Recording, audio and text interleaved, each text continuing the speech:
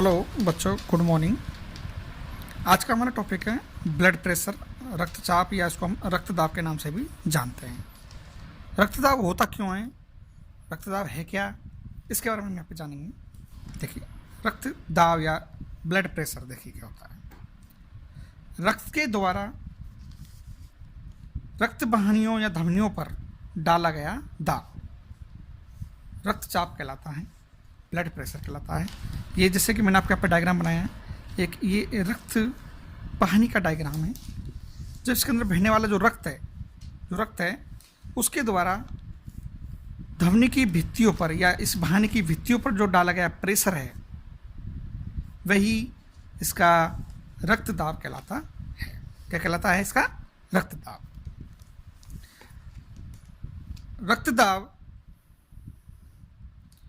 दो प्रकार का होता है, प्रकुंचन अनुशीतलन, मतलब डायस्टोल और सिस्टोल के नाम से इसको हम जानते हैं। यहाँ पे देखिए, प्रकुंचन दाब क्या होता है। देखिए, नीले के संकुचन के कारण धमनियों की दीवारों पर लगने वाला रुधिर दाब प्रकुंचन कहलाता है, प्रकुंचन दाब कहलाता है।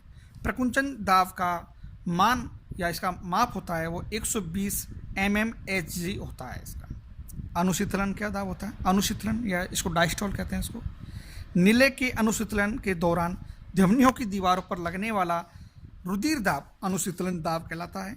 अनुशीतलन दाब का जो मान है वो 80 mmHg होता है। बीपी को मुख्य रूप से दो भागों में बांटा गया है। सॉरी, इसको दो भागों में बांटा गया है, इसको टू टाइप्स के अंदर। पहला हाई ब्लड प्रेशर, दूसरा है इसका लो ब्लड प्रेशर। इसको हम हिंदी में कह सकते हैं इसको उच्च रक्त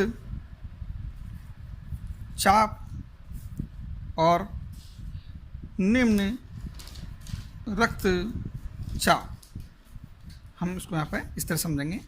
आगे देखिए, निम्न रक्तचाप क्या होता है। देखिए, वह दाब जिसमें धमनियों और शिराओं में रक्त प्रभाव कम होने के लक्षण प्रकट होते हैं या दिखाई देते हैं, उसे निम्न रक्तचाप कहते हैं।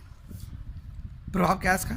निम्न या लो ब्लड प्रेशर के से शरीर के आवश्यक अंगों को, जैसे कि हृदय, मस्तिष्क है, यकृत है, आपकी किडनी है, वृक्क है आदि को पर्याप्त मात्रा में रक्त की सप्लाई नहीं हो पाती है, जिससे उन्हें ऑक्सीजन नहीं मिलती है एवं पोषण प्राप्त नहीं होता है। ऐसी स्थिति में लंबे समय तक रहने से अंग क्षतिग्रस्त हो जाते हैं और अब वो अपना काम करना बंद कर देते हैं, वो डैमेज हो जाते हैं ब्लड की सप्लाई नहीं होने की वजह से।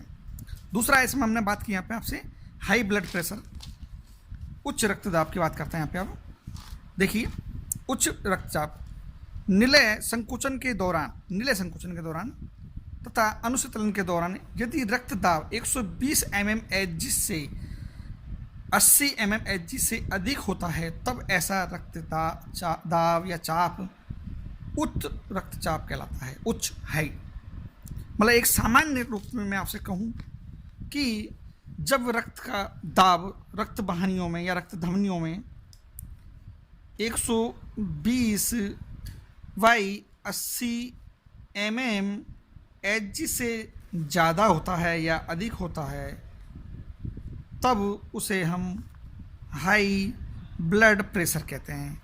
और यदि जब रक्त वाहिनी या वाहिनियों में रक्त का दाब 120/80 mmHg से कम होता है, तो उसे हम लो ब्लड प्रेशर के नाम से भी जानते हैं। सिंपली भाषा के अंदर हम कहें तो इसको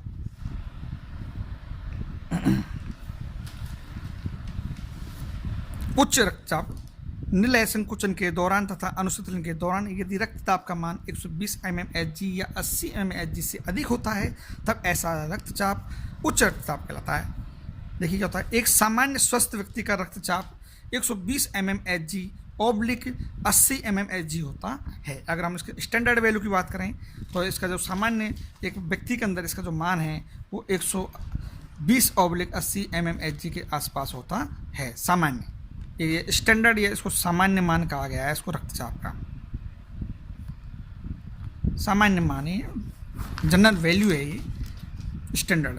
इसके कारण क्या है, देखो चिंता, क्रोध, ईर्ष्या, भ्रम आदि से उच्च रक्तचाप होता है। अगर इसका कारण की बात करते हैं इसके बढ़ने की, तो अगर कोई व्यक्ति चिंता करता है, क्रोध करता है, आदि गुस्सा करता है, किसी से ईर्ष्या रखता है, भ्रम में रहता है, तो उसे के अंदर, उस व्यक्ति के अंदर हाई ब्लड प्रेशर की बीमारी पाई जाएगी। अनेक बार आवश्यकता से अधिक भोजन करने पर भी हाई ब्लड प्रेशर हो जाता है। और खाद्य पदार्थों का सेवन करने से, जैसे कि वो मैदा के बने हुए खाद्य पदार्थ हैं, उनका सेवन करने से भी हाई ब्लड प्रेशर की समस्या उत्पन्न हो जाती है। चीनी, मसाले, तिल, घी, अचार, मिठाई या चाय, सिगरेट आदि के सेवन करने से भी हमें हाई ब्लड प्रेशर की समस्याएं उत्पन्न होने लग जाती हैं मानव शरीर के अंदर। आगे देखिए, इसमें उच्च रक्तचाप से बचाव के उपाय क्या है। सबसे उसका अगर हम इसकी उपाय की बात करते हैं, तो उपाय में हम इसके सबसे अच्छे बचाव क्या है, इसके बचाव, हाई ब्लड प्रेशर के बचाव क्या है इसके। सबसे पहले हम देखेंगे यहाँ पे, देखिए पोटेशियम युक्त भोजन करना चाहिए। हमेशा हमारे भोजन के अंदर पोटेशियम, कैल्शियम की मात्रा होनी चाहिए। डिब्बे में बंद सामग्री का उपयोग नहीं करना चाहिए। भोजन युक्त पदार्थों को ज़्यादा सेवन करना चाहिए। जो अच्छे भोजन खाद्य पदार्थ हैं, ग्रीन वेजिटेबल्स हैं, आपकी न्यूट्रिएंट्स चीज़ें, उनका सेवन करना चाहिए। नियमित एक्सरसाइज और व्यायाम करने चाहिए। धूम्रपान व नशीले पदार्थों का सेवन बिल्कुल भी नहीं करना चाहिए बच्चों। ऐसा करने से क्या होता है, हम मनुष्य को हाई बीपी हो जाती है और अनेक शारीरिक अंग डैमेज हो जाते हैं इससे। नशीले पदार्थ जो हमारा कल का टॉपिक रहेगा। आज के लिए मैं आपसे इतना ही, बहुत है हमारे लिए। थैंक यू, धन्यवाद। नेक्स्ट क्लास में हम नेक्स्ट टॉपिक लेंगे, नशीले पदार्थ।